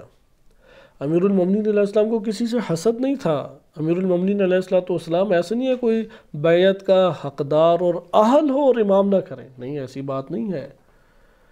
لہٰذا یہ نعوذ باللہ تہمتیں ہیں کہ ان اساس کی بنیاد پہ کیا، لیکن آپ کو اس سے یہ پتہ لگ گیا کہ یہ نظریات کیوں پھیلائے گئے۔ یہاں پہ امام علیہ السلام آگے فرماتے ہیں، اور جو حصہ ہے بیان کا وہ بھی اہم ہے، کہ لم یمنعنا قدیم عزنا ولا عادی طولنا على قومك ان خلصناكم بانفسنا ونكحنا وانكحنا وفعل الاکفاء ولستم هناك، کہ ہم وہ ہیں جو براہ راست اللہ سے نعمتیں لے کے پروان چڑھے ہیں اور دوسرے ہمارے احسان پروردہ ہیں۔ یہ ایک بحث بنتی ہے، اس کی طرف اشارہ سابقہ درس میں ہوا تھا کہ عرفانی تشریح الگ بنتی ہے اور احادیث کی روشنی میں ایک تشریح ایک اور بنتی ہے۔ ہم نے اپنی نسل بعد از نسل چلنے والی عزت، یہ جملے پہ آپ غور کریں، ہم نے اپنی نسل بعد از نسل چلنے والی چلی آنے والی عزت اور تمہارے خاندان پر قدیمی برتری کے باوجود خیال نہ کیا اور تم سے میل ملاپ رکھا۔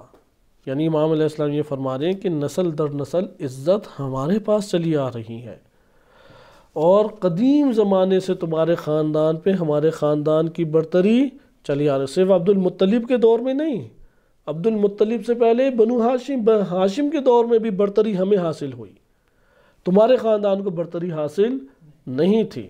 لیکن ہم نے اس کے باوجود وسعت قلبی کا مظاہرہ کیا، اس کے باوجود کیا کیا؟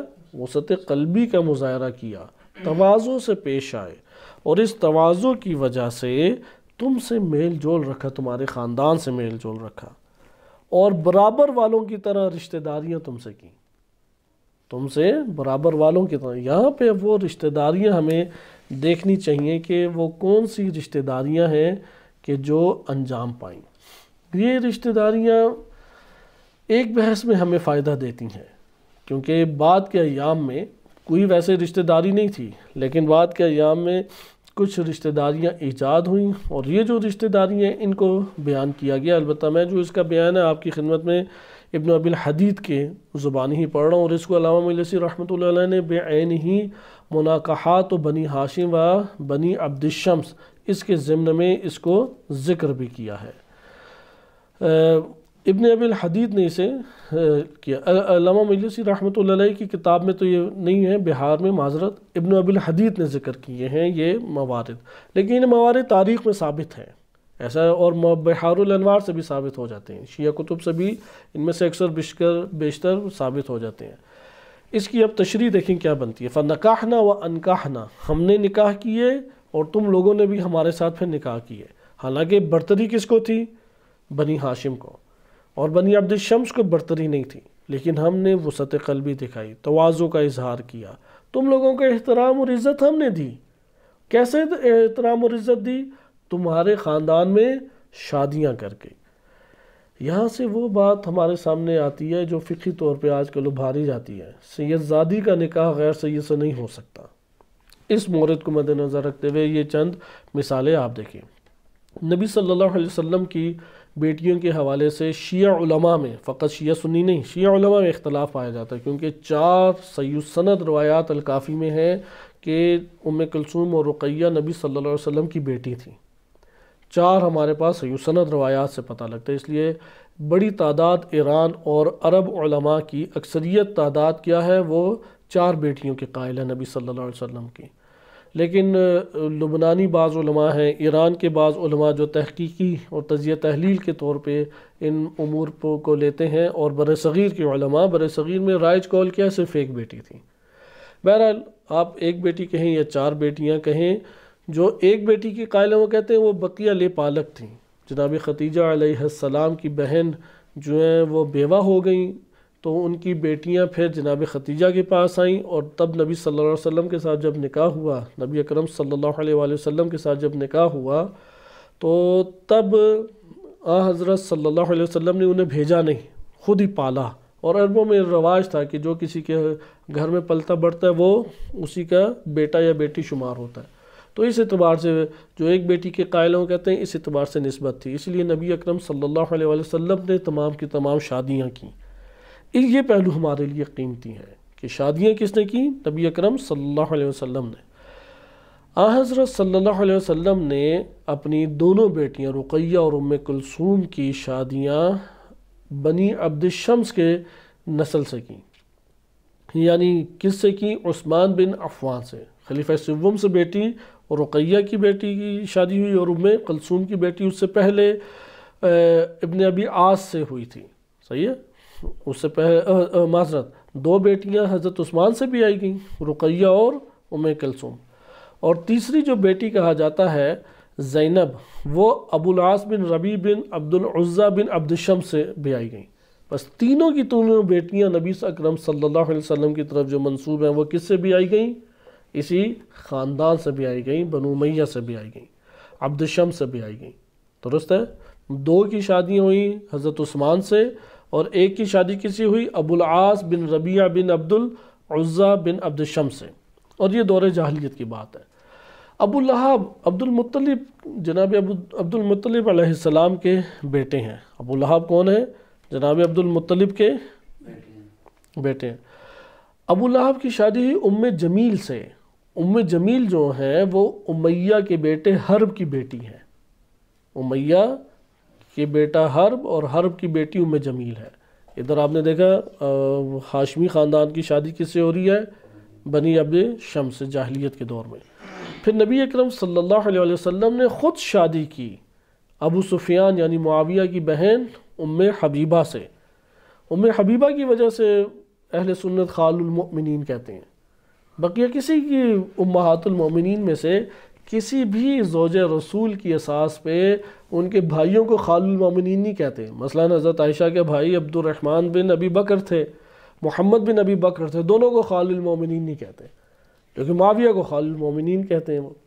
یہ بھی معاویہ بن ابی سفیان کے دور میں بات پھیلائی گئی تھی۔ اہل سنت بھی خود اس بات کی قائل ہیں کہ اس کی کوئی اہمیت نہیں ہے، خال المؤمنین بنو امیہ نے پھیلایا۔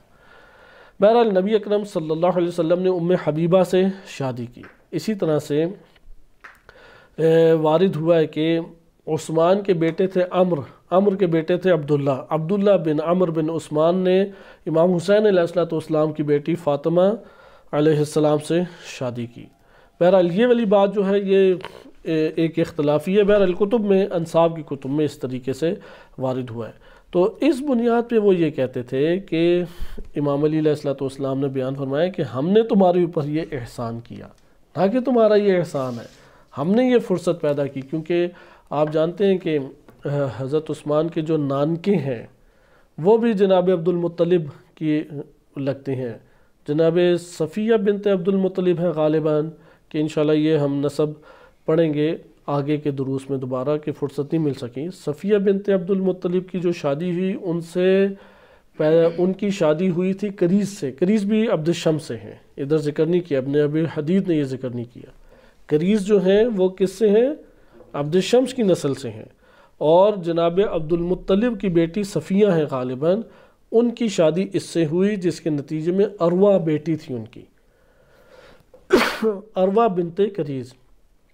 عروہ والدہ ہیں حضرت عثمان کی، عروہ کیا ہیں؟ والد، یعنی حضرت عثمان کے نانا کون تھے؟ عبد المطلب ان کے نانا تھے۔ آگے آپ دیکھیں اس کی شرح ہمارے سامنے آ گئی کہ تم لوگ السلام علیکم ہمارے لیے السلام علیکم ہمارے لیے تم لوگ ہم کف نہیں تھے اس اعتبار سے، اگر زمانے کے اعتبار سے آپ دیکھیں معیارات کو تو ہم کف کسی صورت نہیں تھے، لیکن ہم نے تمہارے اوپر یہ احسان کیا اور ہم کف تم لوگوں کو شمار کیا اور تمہارے خاندان میں شادیاں کی، حالانکہ تم اس منزلت پر نہ تھے اور ہو کیسے سکتے ہو جبکہ ہم میں نبی۔ یہ اب معاویہ کو جواب دیا جا رہا ہے کہ کیسے ہیں دونوں خاندان برابر ہو سکتے ہیں جبکہ ہم میں کیا ہے؟ نبی، وَمِنَّ النَّبِي وَمِنْكُمُ الْمُكَذِّبُ، تم میں نبی کو جھٹلانے والا یعنی ابو سفیان، وَمِنَّ اسد اللہ، ہم میں اسد اللہ، وَمِنْكُمْ اسد الاحلاف، یہ جو قبائلی تم لوگوں کے چلتے تھے اسد الاحلاف ان میں سے تھے۔ ہم میں ہے مِنَّ سیدۃ شباب اہل الجنہ، امام حسن و حسین علیہ السلام، وَمِنْكُمْ حمالۃ الحطب، ام جمیل تھی کہ جو اٹھا کے لکڑیاں جاتی تھی، قرآن نے اس کے اوپر تبرہ کیا ہے، فی کثیر مما لنا وعلیکم، کہ تم وہ جہنمی لڑکے ہیں کہ جو اس ام جمیل سے جو ہوئے، یعنی جنت کے جو جوانان کے سردار ہیں وہ ہم میں سے، اور تم میں جہنمی لڑکے ہیں، اور تم میں حمالۃ الحطب، کہ ایسی بہت باتیں جو ہماری بلندی اور تمہاری پستی کی آئینہ دار ہیں۔ فَإِسْلَامُنَا قَدْ سُمِعَ، ہمارا اسلام جو ہے وہ دنیا میں شہرت رکھتا ہے، سب نے سنا ہے۔ وَجَاهِلِيَّتُنَا لَا تُدْفَعُ، اور اگر زمانے جاہلیت کو بھی اگر تم نے دیکھنا ہے تب بھی ہمارے چرچے ہی چرچے تھے، سخاوت کے چرچے، شجاعت کے چرچے، کیونکہ جناب ابو طالب علیہ السلام اور جناب عبد المطلب حاجیوں کو سارا کھانا کھلایا کرتے تھے، تو جاہلیت کے دور میں بھی ہمارا امتیاز ناقابل انکار ہے۔ وَكِتَابُ اللَّهِ يَجْمَعُ لَنَا مَا شَذَّ عَنَّا، کہ اللہ کی جو کتاب ہے وہ ہمارے لیے فضائل کو بیان کرتے، سوائے جو ما شذ عنا، کہ ہم میں سے بعض ایسے ہیں شاذ، جیسے ابو لہب ہے اس کے اوپر تبرہ آیا، لیکن وہ شاذ ہے، ایک فرد ہے، لیکن بقیہ کی تعریفیں قرآن کریم نے کی ہیں۔ وَهُوَ قَوْلُهُ سُبْحَانَهُ وَتَعَالَى وَأُولُو الْأَرْحَامِ بَعْضُهُمْ أَوْلَى بِبَعْضٍ فِي كِتَابِ اللَّهِ، کہ اللہ کی کتاب میں الفاظ ہمارے لیے بیان ہوئے کہ قرابت دار آپس میں ایک دوسرے کے زیادہ حقدار ہیں۔ یا قرآن کریم میں یہ بات آئی ہے وَقَوْلُهُ تَعَالَى وَإِنَّ أَوْلَى النَّاسِ بِإِبْرَاهِيمَ لَلَّذِينَ اتَّبَعُوهُ کہ ابراہیم علیہ السلام سے سب سے زیادہ کون ان کے حقدار ہیں جنہوں نے ان کی اتباع کی وَهَذَا النَّبِيُّ وَالَّذِينَ آمَنُوا وَاللَّهُ وَلِيُّ الْمُؤْمِنِينَ یہ نبی ہیں اور ایمان لانے والے ہیں اور اللہ مومنین کا ولی ہے فَنَحْنُ مَرَّةً أَوْلَى بِالْقَرَابَةِ کہ تو ہمیں قرابت کی وجہ سے بھی دوسروں پر فوقیت ہے وَتَارَةً أَوْلَى بِالطَّاعَةِ اور پھر ہم اطاعت کی وجہ سے بھی ہمارا حق فائق اور بلند ہے، یعنی ہمیں فضیلت کیوں حاصل ہے؟ قرابت داری. یہ بات کیوں قرابت داری کی جا رہی ہے؟ ادھر اس نقطے کو ہمارے لیے بہت سمجھنا ضروری ہے، کیونکہ ہم گزشتہ دروس میں سیاست امام علی علیہ السلام کے موقف کے اعتبار سے پڑھ چکے ہیں. سقیفہ بنی ساعدہ میں خلیفہ اول کا انتخاب، چونکہ مدینہ گڑھ تھا انصار اور مہاجرین کا، دونوں کی قربانیاں ہیں اور بڑی قربانیاں، چھوٹی قربانیاں نہیں ہیں. بالآخر جنگیں لڑی، فقر میں رسول اللہ کے ساتھ ہی رہے، ایثار اور قربانی کی عظیم تاریخ انہوں نے رقم کی، بہت بڑی قربانی ہے. مہاجرین سب کو چھوڑ کے آگے مکہ مدینہ، کوئی چھوٹی بات نہیں ہے.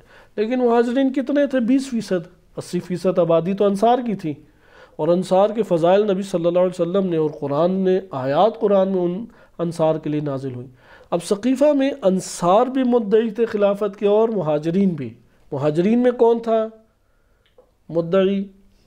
حضرت ابوبکر، حضرت عمر اور عبید اللہ ابن جراح ان کے حمایتی تھے. اور انصار میں سعد بن عبادہ تھے، اور اس طرح سے اوس اور خزرج میں ایک ایک بندہ کھڑا ہو گیا. یہاں پہ حضرت ابوبکر کو جو خلافت ملی وہ کس وجہ سے تھی؟ کس سبب سے ان کو خلافت کے لیے حقدار قرار دیا گیا؟ قرابت کے علاوہ اور کوئی بات نہیں ہے، اور اہل سنت بھی اس پر متفق ہے، شیعہ بھی متفق ہے. قرابت کی وجہ سے حضرت وائلہ تو ساری خدمات برابر ہیں.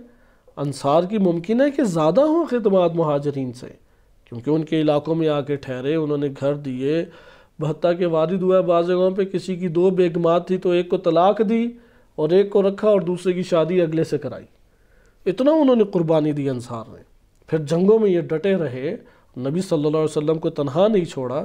رسول صلی اللہ علیہ وسلم کے ایک بات کہنے کے اوپر فوراً اطاعت بجا لاتے تھے. یہ جیسے جویبر کا واقعہ شیعہ سنی دونوں کتب میں ہے کہ جویبر ایک سیاہ فہم غلام تھے، ہونٹ بھی ان کے موٹے تھے، لباس ڈھانپنے کے لیے کچھ نہیں تھا، صرف انہوں نے سطر اپنی ڈھانپی ہوئی تھی، کچھ تھا ہی نہیں. اصحاب صفہ میں سے تھے. انصار کے معروف قبیلے کے سردار کی بیٹی سے رسول اللہ نے شادی کرائی اور اس نے خاموشی سے کر دی شادی. تو یہ انصار کی اطاعت کا یہ حال تھا. تو اس لیے آپ اطاعت میں نہیں آگے بڑھ سکتے. اچھا، شعور اور معرفت کے اعتبار سے انصار کو اوپر مہاجرین کی فوقیت نہیں ہو سکتی. یہاں پہ انہوں نے کہا انصار سے تمہاری رشتہ داری رسول اللہ سے بنتی ہے؟ انہوں نے کہا ہاں رشتہ داری تو اس طرح نہیں بنتی. کہا ہماری دیکھو قرابت داری بنتی ہے. ادھر پھر ایک ماحول بنا اور پھر وہ ساری تفصیل آپ جانتے ہیں. اور کس کو چن لیا گیا؟ حضرت ابوبکر کو. اس لیے امام علی علیہ السلام نے یہ بات بیان فرمائی فَنَحْنُ مَرَّةً أَوْلَى بِالْقَرَابَةِ. اطاعت ہمارے ہاں فلسفہ اطاعت پہلے ہونا چاہیے یا فلسفہ قرابت؟ لیکن امام علی علیہ السلام کس کو پہلے بیان کر رہے ہیں؟ قرابت کو، کیونکہ ماحول ایسا ہے. بنو امیہ اور پورے معاشرے میں قبائلی نظام تھا، تو قبائلی نظام کے اعتبار سے قرابت کو وہ فوقیت دیتے تھے، اور اسی بنیاد پہ خلیفہ اول کا انتخاب ہوا. تو یہاں پہ انہوں نے اس لیے امام نے فرمایا ایک تو ہم قرابت کے اعتبار سے اولویت رکھتے اور دوسرا اطاعت کے اعتبار سے. وَلَمَّا احتج الْمُهَاجِرُونَ عَلَى الْأَنصَارِ يَوْمَ السَّقِيفَةِ بِرَسُولِ اللَّهِ صلی اللہ علیہ وآلہ فَلَجُوا عَلَيْهِ فَإِنْ يَكُنِ الْفَلَجُ بِهِ فَالْحَقُّ لَنَا دُونَكُمْ. کہ اگر تم مہاجرین اور انصار کا روز سقیفہ کے واقعے کے اوپر غور کرو. میں مفتی صاحب کا ترجمہ اس حوالے سے آپ کے سامنے پڑھ دیتا ہوں. سقیفہ کے دن جب مہاجرین نے رسول صلی اللہ علیہ وسلم کی قرابت کو استدلال میں پیش کیا تو انصار کے مقابلے میں کامیاب ہوئے. تو ان کی کامیابی اگر قرابت کی وجہ سے تھی تو پھر یہ خلافت کس کا حق ہونا چاہیے؟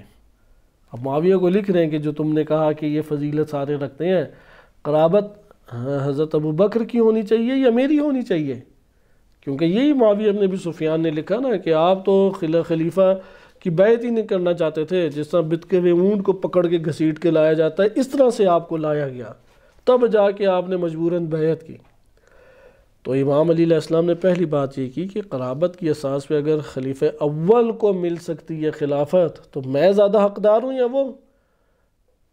کون زیادہ حقدار ہے؟ کس کا ہے؟ چچا زاد بھی ہیں، داماد بھی ہیں، ڈبل رشتہ داری. اور پہ فاطمہ بنت اسد بھی قریش سے ہی تھیں. صحیح ہے، وہ فاطمہ بنت اسد کے اعتبار سے تیسرا رشتہ بنتا ہے نبی صلی اللہ علیہ وسلم کے ساتھ. تو قرابت داری کے اعتبار سے بھی اولویت میں رکھتا ہوں. پھر کہا کہ پھر یہ خلافت ہمارا حق ہے نہ کہ ان کا، اور اگر استحقاق کا کچھ اور معیار ہے تو انصار کا دعویٰ اپنے مقام پہ برقرار رہتا ہے، کیونکہ انصار کی خدمات زیادہ ہیں. اگر تم قرابت داری کے علاوہ کچھ اور معیار بناتے ہو تو انصار حقدار رکھتے تھے. اور تم نے یہ خیال ظاہر کیا ہے کہ میں نے سب خلفاء پہ حسد کیا اور ان کے خلاف شورشیں کھڑی کی ہیں، بغاوتیں اور فتنے کھڑے کیے ہیں. اگر ایسا ہی ہے تو اس سے میں نے تمہارا کیا بگاڑا ہے کہ مجھے تم سے کچھ معذرت خواہی کرنے پڑے؟ تم کون ہوتے ہو یہ والی بات مجھ سے پوچھنے والے؟ بقول شاعر کہ شاعر وَتِلْكَ شَكَاتٌ ظَاهِرٌ عَنْكَ عَارُهَا، اس کا پہلا مصرع یہ ابو ذؤیب حزیلی کا شعر ہے اور بڑا پڑھا جاتا ہے عرب دنیا میں. بخاری میں بھی کئی حدیثوں میں ہے کہ اس کا ایرانی الواشون انی احبها، یہ پہلا مصرع ہے کہ یہ جو چغل خور ہیں، ایرانی الواشون، چغل خور مجھ پہ یہ میرے عیب جوئی کرتے ہیں اور نقص نکالتے ہیں، انی احبها، کہ میں اس خاتون سے محبت کرتا ہوں. تلک شکات ظاہر عنک عارها، یہ تو تانا نہیں ہے، یہ تو عیب جوئی نہیں ہے، میرا اس سے محبت کرنا یہ تو خود ایک فضیلت ہے. تو یہاں پہ بھی امام نے صرف وہ دوسرے والا مصرع بیان کیا کہ جس کو تم طعن و تشنیع بیان کر رہے ہو وہ تو میری فضیلت بنتی ہے، یہ تو میرے لیے طعن و تشنیع نہیں ہے کہ میں نے سب خلفاء پہ حسد کی اور ان کے خلاف شورشیں کھڑی کیں. تو یہ ایسا ہی ہے کہ میں نے تمہارا کیا بگاڑا کہ معذرت کروں؟ یہ ایسی خطا ہے جس سے تم پہ کوئی حرف نہیں آتا، بلکہ یعنی یہاں پہ میرا ہی پلڑا بھاری ہوتا ہے. کیونکہ اگر تم وہ مورد، وہ واقعات یاد کرو تو تم دیکھو کہ حق میری طرف تھا، میرے حق کو انہوں نے لے لیا ہے. اس لیے امام فرماتے ہیں اور تم نے لکھا ہے کہ مجھے بیعت کے لیے یوں کھینچ کے لایا جاتا تھا جس طرح نکیل پڑے اونٹ کو کھینچا جاتا ہے. تو اللہ کی قسم تم اترے تو برائی کرنے والے پر تھے کہ تعریفیں کرنے لگے. یہ وہ اس شعر کا سیاق ہے جو میں نے بیان کیا نا کہ تم عیب جوئی میری کرنا چاہتے تھے، لیکن تل کا شکاتن، یہ جو تمہارے شکوے ہیں یہ میرے برائیاں نہیں ہیں، میرے عیب جوئی نہیں ہے، یہ تو میرے ہی حق میں ثابت ہو رہی ہیں. کہ نکیل پڑے یعنی اونٹ کو نا ناک سے رسیاں ڈال کے اور پھر پورا اسے باندھ کے زور سے کھینچا جاتا ہے. جانور کو جو پکڑتے ہیں آپ جانتے ہیں، گائے ہے اور اونٹ ہے بڑا جانور، اس کو منہ کے زور سے گھسیٹا جاتا ہے یا دم کے زور سے. تو یہاں پہ یہ بیان کیا کہ امام علی علیہ السلام کو چاروں طرف سے پکڑ کے بیعت کے لیے لایا گیا. عموماً اس واقعے کا اہل سنت شدت سے انکار کرتے ہیں اور پھر کہتے ہیں شیعہ معتبر کتب سے لے کے آئیں. اگر یہ مکتوب ہمارے سامنے تفصیل سے نہ پڑھا جائے تو ہمارے پاس دلیل نہ آئے. یہ تو معاویہ ابن ابی سفیان خود اعتراف کر رہا ہے کہ امام علی علیہ السلام کو اس طرح لایا گیا. یہ وہ مظالم ہیں جو امام علی علیہ السلام پہ اٹھائے گئے. اور جی امام نے بات بیان کی کہ چاہا تو یہ تھا کہ مجھے رسوا کرو، خود ہی رسوا ہو گئے. بھلا مسلمان آدمی کے لیے اس میں کون سی عیب کی بات ہے کہ وہ مظلوم ہو؟ یہ عیب کی بات ہے کہ وہ مظلوم ہے یا ظالم جس نے ظلم کیا ہے اس کے اوپر سارا کا سارا الزام آتا ہے؟ ظالم کی عیب جوئی بنتی ہے یہاں پہ. جس نے یہ کام میرے ساتھ کیا ہے اور مجھے گھیر کے زبردستی پکڑ کے لایا ہے، ان کا نقص اور عیب یہ بنتا ہے، نہ کہ میرا عیب اور نقص بنتا ہے.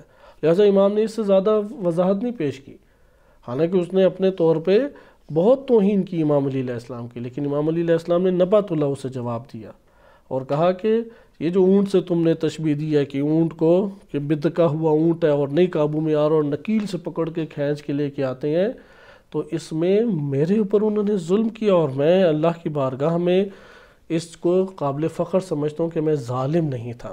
بھلا مسلمان آدمی کے لیے اس میں کون سی عیب کی بات ہے کہ وہ مظلوم ہو، جبکہ وہ نہ اپنے دین میں شک کرتا ہو نہ اس کا یقین ڈاماڈول ہو. جس کا یقین ڈاماڈول ہو یہ عیب کی بات ہے. یعنی تم فتح مکہ سے پہلے مسلمان بھی نہیں ہوئے، یقین ہی نہیں تھا تمہارا اسلام کے اوپر، اور دین میں تمہیں شک تھا کہ یہ دین محمدی صحیح ہے یا نہیں. جا کے تلوار گلے میں پہنچی، طلقاء بنے و ابن طلقاء بنے، تو تب جا کے تمہارے لیے اسلام قبول کرنا ہوا اور حلق سے جملے نکلے، وَإِلَّا تو یہ جملے ہی نہیں نکلتے تھے۔ یہ عیب جوئی ہے یا مظلوم بننا عیب جوئی ہے؟ تو پھر کہا اور دوسری دلیل اس کا تعلق اگرچہ دوسروں سے ہے، مگر جتنا بیان یہاں مناسب تھا تو تم سے کر دیا کہ میں اس سے زیادہ اس مسئلے کے اوپر نہیں گفتگو کروں گا جتنا مناسب تھا، کیونکہ وہ اس کی خواہش ہی معاویہ کی اس طرح سے تھی کہ امام کو غصے میں لائے، تو امام اس سے آگے نہیں بڑھے۔ اور پھر کہا کہ پھر تم نے میرے اور عثمان کے معاملے کا ذکر کیا ہے کہ یہ جو تم نے مقایسہ کیا کہ خلیفہ سوم عثمان مظلوم کے ساتھ ساتھ یہ ہوا اور طرح طرح کی تم نے باتیں کی ہیں، تو اس کو انشاءاللہ تعالیٰ اب ہم اگلے درس میں پڑھیں گے۔ اور اس میں امام نے یہ ذکر کیا کہ ایسی چیزیں تھیں جو میں عثمان کی ان میں حمایت نہیں کر سکتا تھا، اور میں نے عثمان کو اگر نصیحت کی، ہدایت کی راہ دکھائی، تو یہ عیب بنتا ہے یا یہ قابل تعریف چیز ہے؟ کئی ایسی چیزیں دینی اعتبار میں عثمان بن عفان انہوں نے اس کو انجام دیا، یا عثمان بن عفان نے اسے اختیار کیا کہ اہل سنت آج بھی اس کو قبول نہیں کرتے۔ جس طرح سے اب منا کے واقعے میں آپ نے دیکھا کہ 2 نمازوں کو 4 نمازیں قرار دے دینا، نہ حضرت ابوبکر نے کیا، نہ حضرت عمر نے کیا، اور نہ دیگر صحابہ نے کیا، سارے پریشان تھے کہ کیوں ایسا ہے، اور وہ ڈٹے رہے حضرت عثمان۔ اس میں اور چیزیں بھی تھیں، تو امام نے اس طرف اشارہ کیا، اس کو ہم اگلے درس میں ملاحظہ کریں گے۔ صلی اللہ علیہ سیدنا محمد وآلہ الطاہرین۔